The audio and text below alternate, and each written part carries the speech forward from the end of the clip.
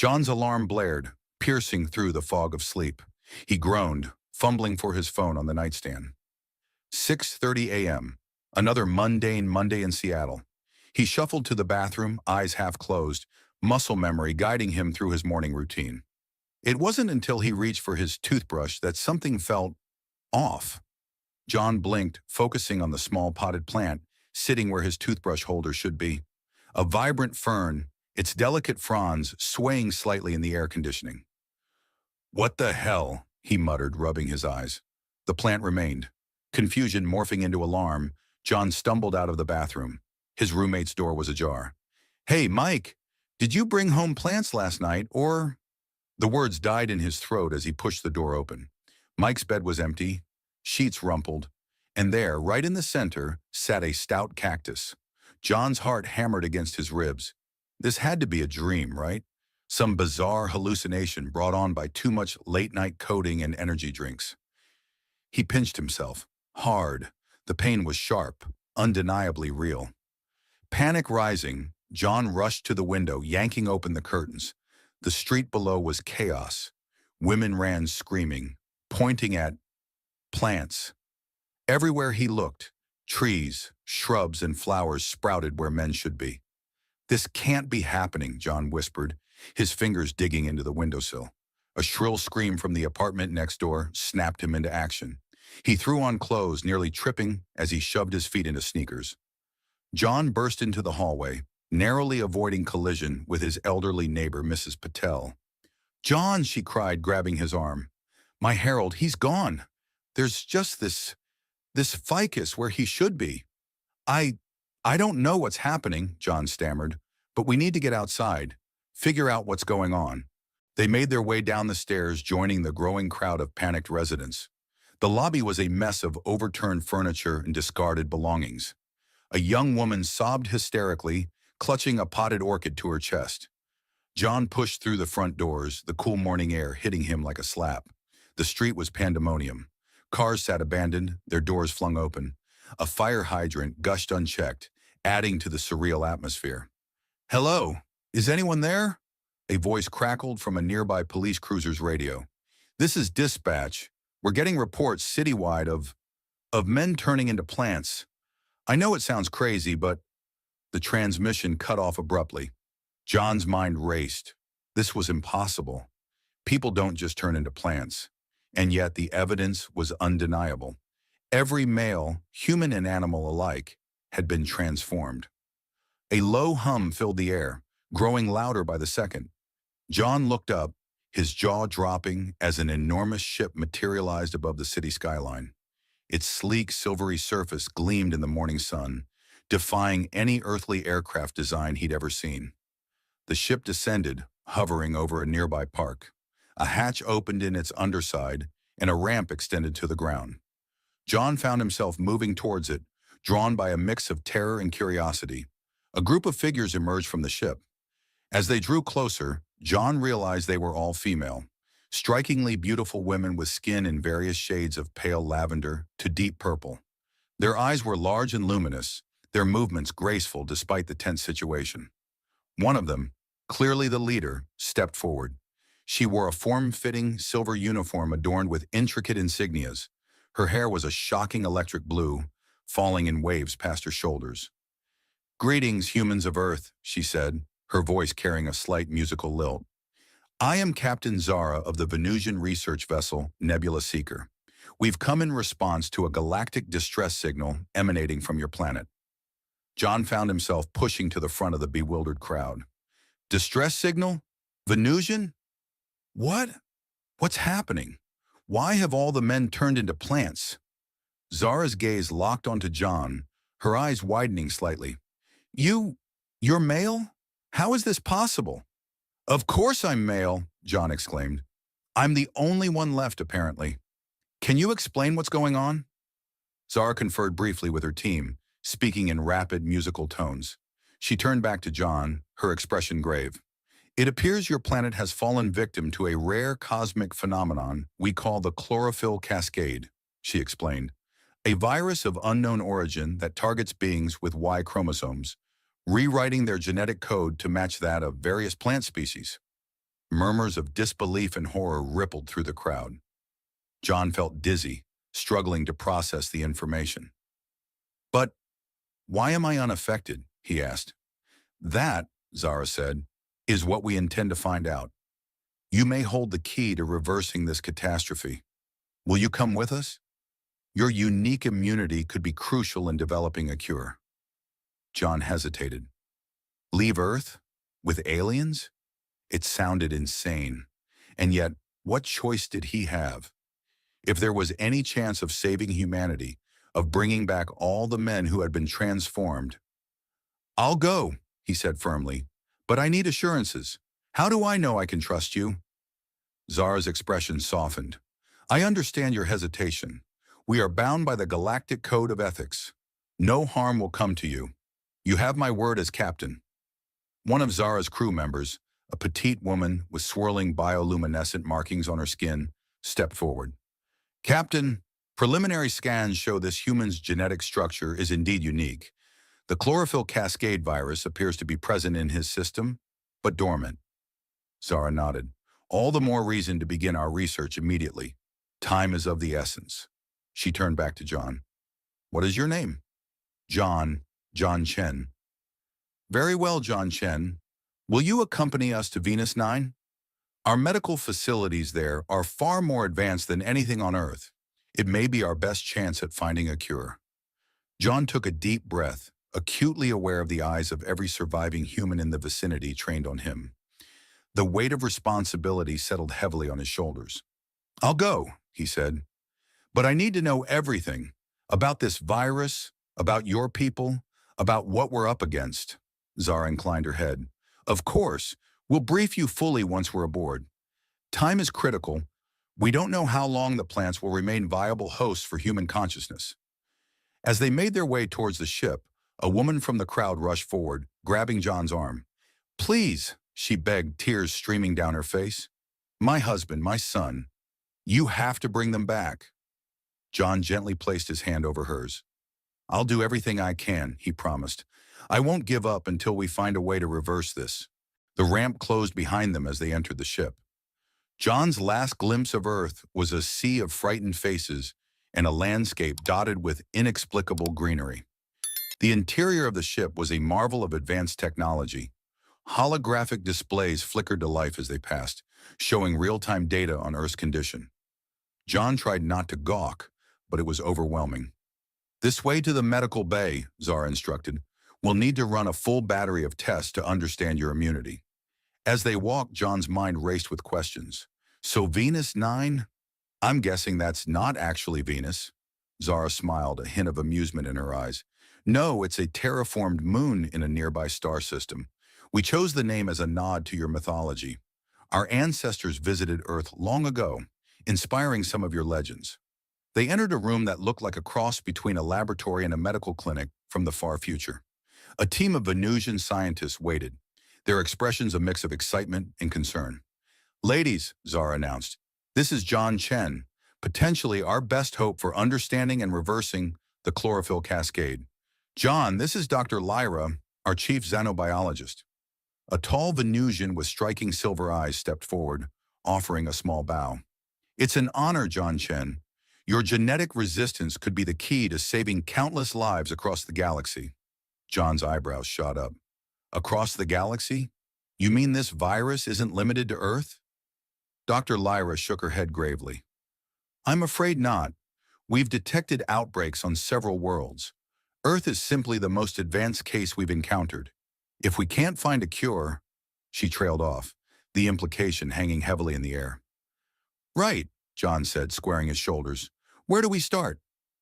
The next few hours were a whirlwind of tests, scans, and sample collections. John tried to focus to understand the rapid-fire explanations of Venusian technology and biology, but his mind kept drifting back to Earth, to the chaos he'd left behind. Finally, Dr. Lyra called for a break. "We've gathered enough initial data. You must be exhausted, John. Perhaps some rest before we continue?" John shook his head. "No time. Every minute we waste is another minute those people are trapped as plants. What have you found so far?" Lyra exchanged a glance with Zara before pulling up a holographic display. Your cellular structure is fascinating. There's a protein in your blood that seems to neutralize the virus, preventing it from activating. If we can isolate and synthesize it, a tremor ran through the ship, cutting her off. Alarms blared. Zara's communication device chirped. Captain, we're under attack. What? Zara snapped. By whom? Unknown vessels, came the reply. They seem to be after the human. John's blood ran cold. He'd left Earth to find a cure, but had he just made himself a target instead? Zara's expression hardened. Battle stations, she ordered. Prepare for emergency jump to Venus 9. We cannot let them capture John Chen. The Nebula Seeker lurched violently as it emerged from hyperspace, nearly throwing John off his feet. He gripped the edge of a nearby console, his knuckles white. The ship's alarms continued to blare, but the immediate threat of their pursuers seemed to have passed. Status report, Zara barked, her composure barely masking her tension. A holographic display flickered to life, showing their current position relative to Venus 9. They had arrived safely in orbit around the terraformed moon, its swirling azure atmosphere a stark contrast to Earth's familiar blue and green. We've lost them, Captain, one of the crew members reported. No sign of pursuit. Zara's shoulders relaxed marginally. Initiate landing sequence, and get me a secure channel to the High Council. They need to be briefed on the situation immediately. As the ship began its descent, John stared out the view screen, taking in his first glimpse of an alien world. Venus 9 was a marvel of engineering, its surface dotted with gleaming domed cities and lush artificial forests. It's beautiful, he murmured. Dr. Lyra appeared at his side. Wait until you see it up close, she said, a hint of pride in her voice. Our ancestors spent centuries perfecting the terraforming process. The ship touched down on a landing pad near the largest of the domed cities. As the airlock cycled open, John was hit with a wave of warm, fragrant air. The gravity felt slightly lighter than Earth's, giving each step a subtle bounce. A delegation was waiting to greet them, led by a regal-looking Venusian with elaborately braided silver hair. Welcome to Venus 9, she said, her voice rich and melodious. I am High Counselor Thea. We've been eagerly awaiting your arrival, John Chen of Earth. John bowed awkwardly, acutely aware of the dozens of eyes fixed upon him. Thank you for your hospitality, he managed. I hope I can be of help in finding a cure for the chlorophyll cascade. Thea's expression grew somber. Indeed, the situation is dire, not just for Earth, but for many worlds. Come, we have much to discuss. As they made their way through the city, John couldn't help but gawk. The architecture was a blend of organic curves and crystalline structures, with holographic displays and floating transportation pods zipping by overhead. But what struck him most was the complete absence of males. Everywhere he looked, he saw only women, Venusians of varying ages and appearances, but all unmistakably female. They arrived at a vast domed building that Thea introduced as the Center for Galactic Health and Research. Inside, John was whisked away to a state-of-the-art medical bay, where Dr. Lyra and a team of scientists immediately set to work. Hours of tests and examinations blurred together. John tried to focus, to understand the rapid-fire explanations and technical jargon, but exhaustion was starting to take its toll. Finally, Dr. Lyra called for a break. You've been incredibly patient, John, she said, her silver eyes filled with sympathy. Why don't we get you something to eat and show you to your quarters? We can resume in the morning. John wanted to protest, to insist they keep working, but his body betrayed him with a massive yawn. He nodded sheepishly. As they made their way to the living quarters, John became aware of the stares and whispers following him. A group of young Venusian women giggled as he passed, one of them calling out, "Welcome to Venus 9, Earthman." John felt his face flush. Dr. Lyra noticed his discomfort and placed a reassuring hand on his arm.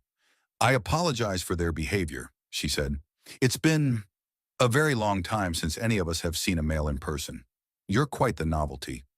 Great, John muttered. Just what I always wanted to be, an exotic zoo exhibit. Lyra chuckled. Give it time. They'll get used to you eventually. John's quarters were spacious and comfortable, with a large window overlooking the city. As he settled in for the night, His mind raced with everything he'd experienced. He missed Earth, missed the familiar sights and sounds of home. But more than that, he worried about the fate of all those who had been transformed. Were they aware? Suffering? How much time did they have? The next few days fell into a rhythm of tests, briefings, and more tests. John worked closely with Dr. Lyra and her team, trying to unravel the mystery of his immunity. In between sessions, he explored the city, marveling at Venusian technology and culture. But as fascinating as it all was, John couldn't shake the constant awareness of being watched, studied, desired. Venusian women found excuses to touch him, to engage him in conversation, their intentions thinly veiled.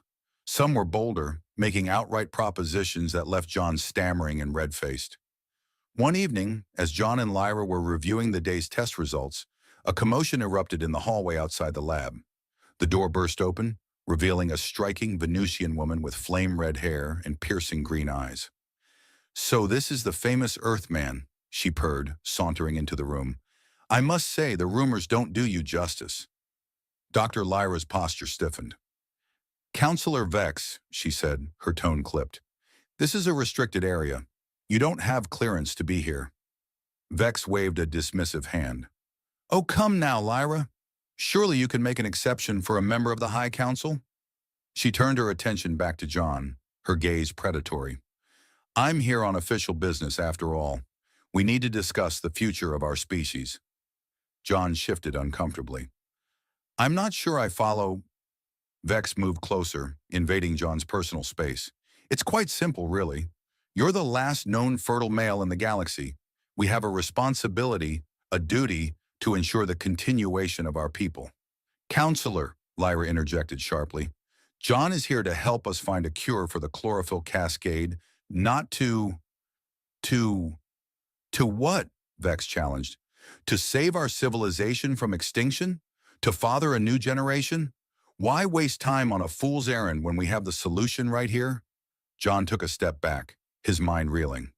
"Look, I appreciate the offer, but I'm not interested in being some kind of breeding stock. I came here to help find a cure, to save the people of Earth and other affected worlds." Vex's expression hardened. "How noble. But what if there is no cure? What if this is our new reality? Would you doom us all to extinction for the sake of your misplaced loyalty?" Before John could respond, the lab's communication panel chimed. Captain Zara's face appeared on the screen. "John, Lyra, we've made a breakthrough. I need you both in the main research hub immediately." Her eyes narrowed as she noticed Vex. "Counselor, this is a secure channel. I'll have to ask you to leave." Vex's lips curled into a smirk. "Of course, Captain. We'll continue this discussion later, John. Do think about what I've said." With a final lingering look, she sauntered out of the lab. John let out a breath he hadn't realized he'd been holding. "What was that all about?" Lyra's expression was grim. "Politics. Vex leads a faction that believes we should focus on repopulation rather than finding a cure. She sees you as the key to that plan." "But that's insane," John protested. "Even if I wanted to, which I absolutely don't, how could one person possibly—" "Cloning technology," Lyra explained, "combined with genetic engineering. It's theoretically possible, but highly unethical and potentially dangerous." John shuddered. "Let's focus on finding that cure, shall we?" They hurried to the main research hub, where Zara and a team of scientists were gathered around a holographic display. "We've isolated the specific genetic sequence responsible for your immunity," Zara explained, highlighting a section of the DNA model. "It's a mutation we've never seen before, likely the result of some environmental factor unique to Earth." "That's great news, isn't it?" John asked. "Can't we use that to develop a cure?" Dr. Lyra shook her head. "It's not that simple. The mutation is incredibly complex, and attempts to replicate it in lab conditions have failed. We need to understand what caused it in the first place." John's heart sank. "So we're back to square one?" "Not quite," Zara said. "We've detected trace amounts of an unknown element in your bloodstream. It's not in our database, which means—" "It's not from Earth," John finished, realization dawning. "But how is that possible?" A young scientist cleared her throat nervously. There's a legend," she began hesitantly, about an ancient civilization that once inhabited this system. They were said to possess incredible scientific knowledge, including mastery over genetics and disease. Zara frowned. That's just a myth, Ilya. We don't have time for fairy tales. Maybe not, Lyra interjected, her eyes alight with excitement. But what if there's some truth to it? The ruins on the southern continent, they've never been fully explored. What if they hold the key to understanding this element, to replicating John's immunity? A tense silence fell over the room as the implication sank in. It's a long shot, Zara said finally, but it might be our only shot. I'll arrange an expedition immediately. The expedition to the southern continent of Venus 9 was hastily assembled, but tensions ran high. John could feel the weight of countless lives resting on their success. As their transport craft soared over the alien landscape, he marveled at the stark beauty below. Jagged mountains, crystalline forests, and vast purple plains that seemed to shimmer in the light of the distant sun. We're approaching the ruins, Zara announced from the pilot's seat. Prepare for landing. As they touched down, John's breath caught in his throat. Before them stood the crumbling remains of what must have once been a magnificent city. Towering spires of an opalescent material reached toward the sky, their surfaces etched with intricate patterns that seemed to shift and change as he watched. Incredible, Lyra whispered, her eyes wide with wonder. The legends didn't do it justice. The team disembarked, equipment in tow. John felt a chill run down his spine as they entered the outskirts of the ruined city. There was an eerie silence, broken only by the crunch of their footsteps and the occasional whistle of wind through the ancient structures. Stay alert, Zara warned. We don't know what kind of defense systems might still be active after all this time.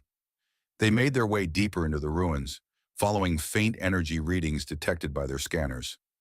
John found himself drawn to the strange symbols carved into the walls, feeling an inexplicable sense of familiarity. Look at this, he called out, running his hand over a particularly intricate design. To his shock, the symbol began to glow faintly at his touch. Lyra rushed over, her scanner whirring. Incredible! It's responding to your unique genetic signature. John, you may be the key to unlocking the secrets of this place. As if on cue, the ground beneath them shuddered. A section of the wall slid away, revealing a hidden passage. Well, John said with a nervous chuckle, I guess we're going that way. The team cautiously entered the passage, which led them deep underground. The air grew thick and humid, and strange bioluminescent fungi cast an eerie glow along the walls. Suddenly, Zara's communicator crackled to life. Captain, we've detected multiple ships entering the atmosphere. It's Counselor Vex. She's found us. Zara cursed under her breath. We need to move faster. Whatever answers we're looking for, we need to find them now. They pressed on, the passage eventually opening into a vast chamber. At its center stood a towering structure that pulsed with an otherworldly energy. It's some kind of database, Lyra breathed, her fingers flying over her scanner. The accumulated knowledge of an entire civilization. John approached the structure, drawn by an instinct he couldn't explain. As he placed his hand on its surface, the chamber erupted with light. Holographic displays sprang to life around them, filling the air with swirling symbols and images. It's unlocking, Lyra exclaimed. John, your genetic signature, it's the key they left behind. You must be a descendant of their civilization. Before John could process this revelation, the displays coalesced into a single image, a representation of a DNA strand unlike anything they'd seen before. The chlorophyll cascade, Zara breathed. It's not a natural virus at all. It's a weapon. The holographic display shifted, showing scenes of a terrible war, a peaceful civilization, under attack from aggressive, warlike cultures, the creation of the virus as a last resort, a way to neutralize their enemies without bloodshed.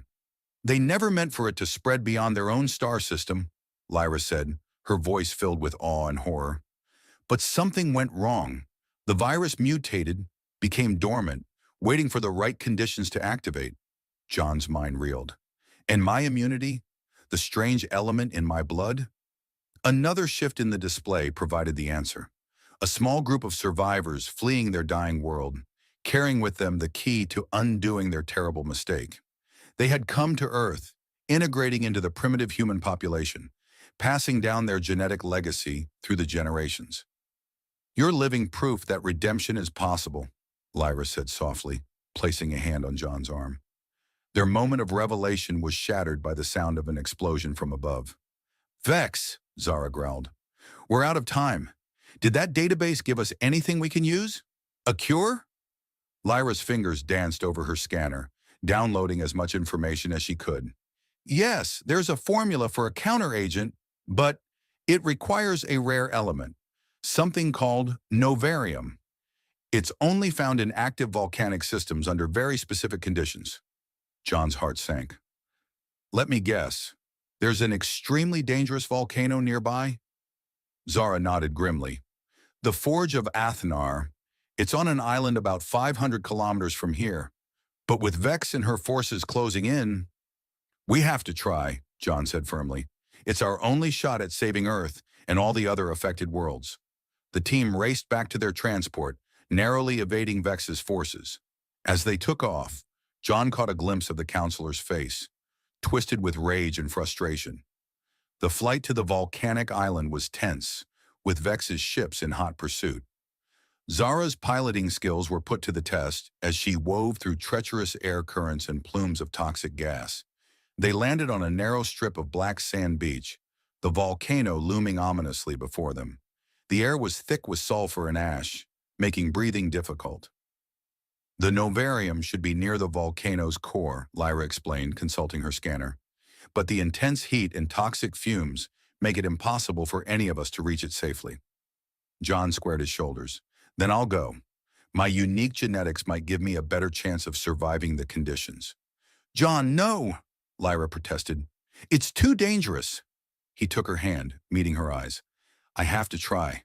For Earth, for all the worlds affected by this virus, for the future we could build together."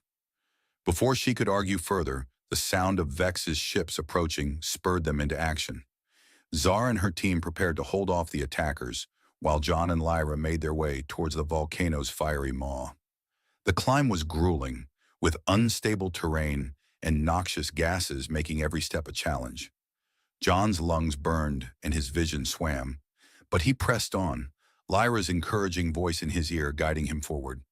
Finally, they reached a precarious ledge overlooking the bubbling lava below.